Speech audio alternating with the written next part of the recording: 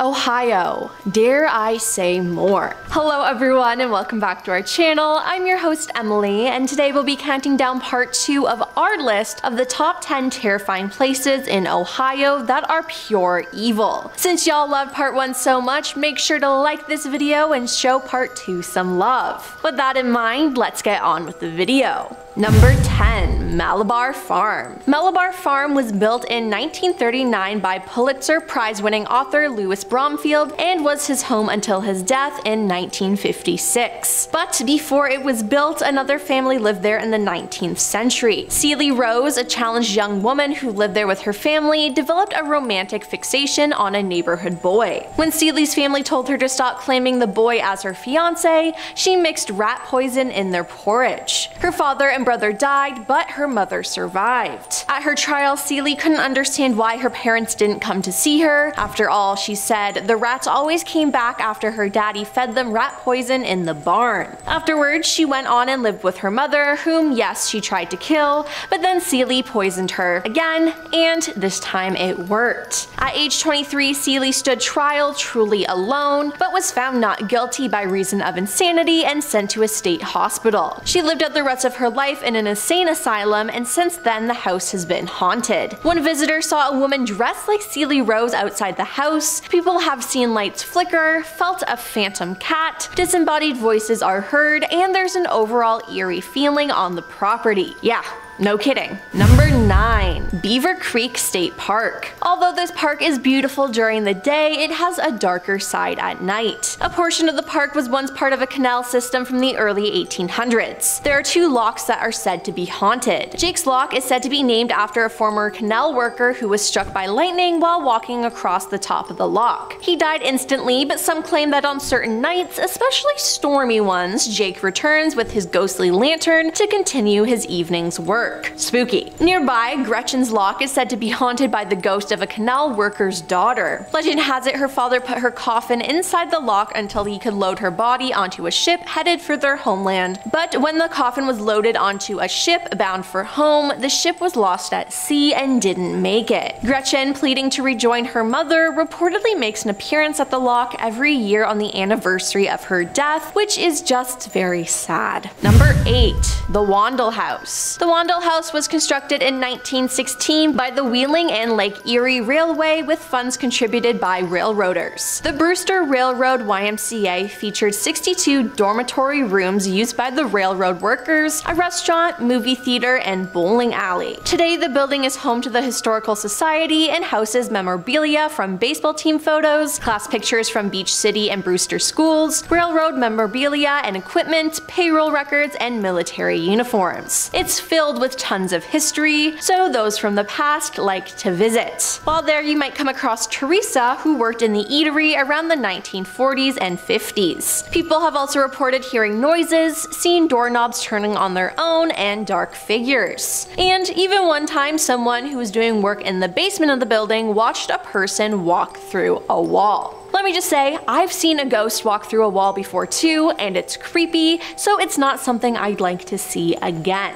Number 7. Crybaby Bridge. Locals say if you stand on the Alliance Area Bridge at night, the sound of crying can be heard. Some say that mothers who did not want their sons or daughters during the baby boom would toss them from the bridge into the river below in the dark of the night. Others believe the cries stem from members of a cult kidnapping locals and ending their lives as part of their secret ritual. And finally, some say ghostly cries stem from a distraught mother who lost it after her daughter would not stop crying. In desperation, she tossed her over the bridge to her death, and upon realizing what she had done, the woman reportedly drove off the bridge her own life. This is all around sad and creepy, but if I heard crying noises without anyone around and on a bridge nonetheless, I would be terrified. Number 6. Old Chestnut Grove Cemetery. The story goes a woman accused of witchcraft was executed and buried at the cemetery. The townsfolk did not erect a marker, but instead built an iron fence around her grave, which was next to an old tree. An indentation next to the tree inside the fence marks her grave, and it's said that bad things will happen to those who get close to her grave. Another variation of the story says that several witches were executed and buried here, and their ghosts continue to haunt this area, which does not shock me. Not only did this happen, but on December 29th, 1876, the number 5 Pacific Express was traveling over a high bridge carrying approximately 159 passengers and crew when the bridge collapsed. It sent the train and the people on it into the ravine below, and 92 people died. Many were burned alive while trapped inside the crushed cars and are buried in a mass grave at this cemetery. Due to this, people have seen ghosts of the passengers, and unexplained voices on tape have been recorded. Number 5. Massillon Public Library. Let me just say, there's more than books in this building. Before it was a library, it was a house, and former residents Clara Baldwin Barrick and Annie Baldwin both died in the home. Clara lived in the home from 1895 to 1909, and her daughter-in-law Annie died in the home in 1931. This might explain why this place is haunted. Some visitors have heard footsteps or smelt an unfamiliar perfume. Employees get a chill with no explanation in the outreach room located in the basement of the former home. A patron once claimed to have been pushed by an apparition while in the library, and a security camera in the library caught the elevator traveling to the 3rd floor at 3 a.m. The doors opened and a bright light could be seen,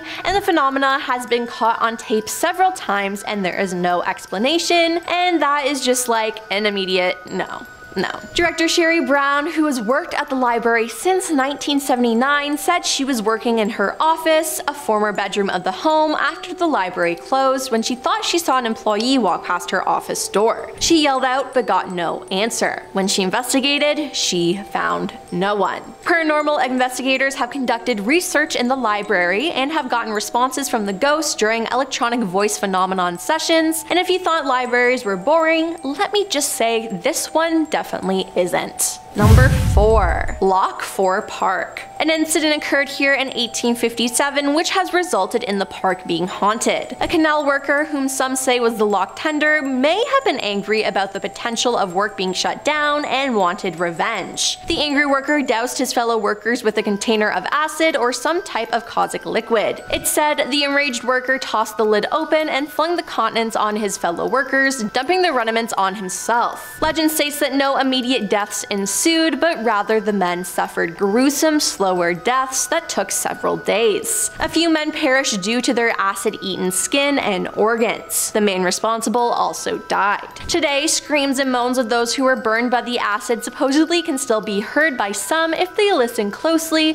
while visiting Lock 4 Park. Also, the lock tender's cabin, which is located in the park, may also be haunted by the spirit of the angry worker. Number 3. Franklin Castle. Franklin Castle is reported to be the most haunted house in Ohio. Rumors about the eerie castle began to surface after multiple deaths occurred in the Tiedemann family while living in the mansion. The home was built in 1883 by Haynes Tiedemann, a banker and co-founder of the Union Banking and Savings Company. And let me just add that the house has 4 stories and more than 20 rooms and 80 windows. Now, Haynes allegedly tore down another house on the property where 4 of his children had died. His first wife, Lucia, died inside Franklin Castle in the 1890s. The American businessman would eventually bury 3 more of his children and his mother. Since then, the location has been the site of mysterious hauntings. A family with 6 children called the Romanos had moved into the house, and on the day they moved in, 2 of their children said they encountered a crying girl in white on the 3rd floor. But when Miss Romano investigated, no one was there. Soon, the family started hearing haunting organ music and heavy footsteps. 2 of the older Romano children woke up one night to find something yanking the blankets off their bed, and Miss Romano once awoke to find herself screaming on her bedroom floor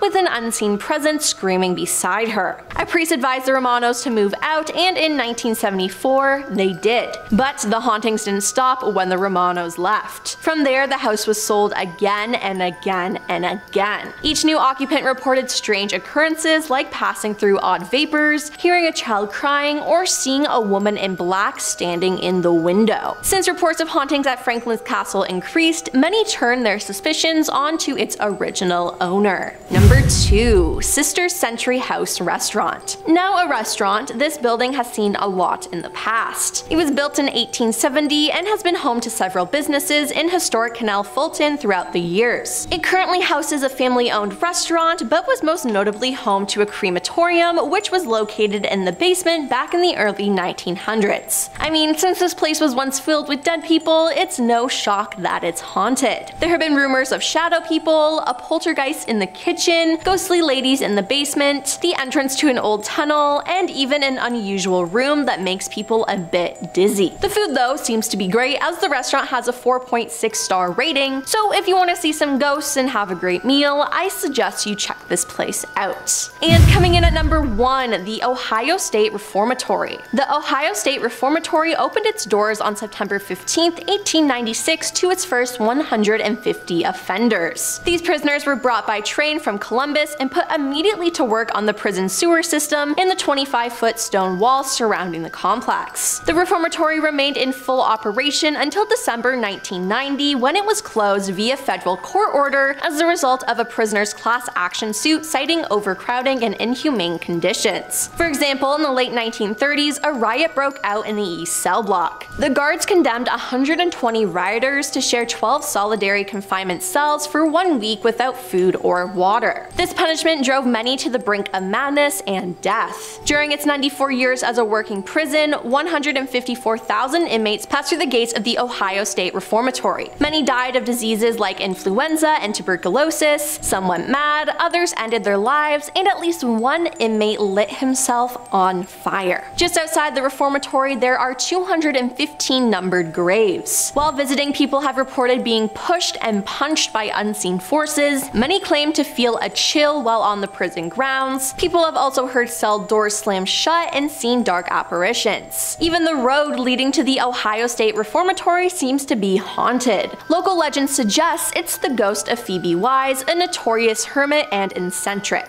Well, that's all for part 2 of our list of the top 10 terrifying places in Ohio that are pure evil. Wow, only in Ohio. Would you ever go to any of these places? Let us know in the comments down below and make sure to subscribe. I'm your host Emily, and I'll see you next time. Peace.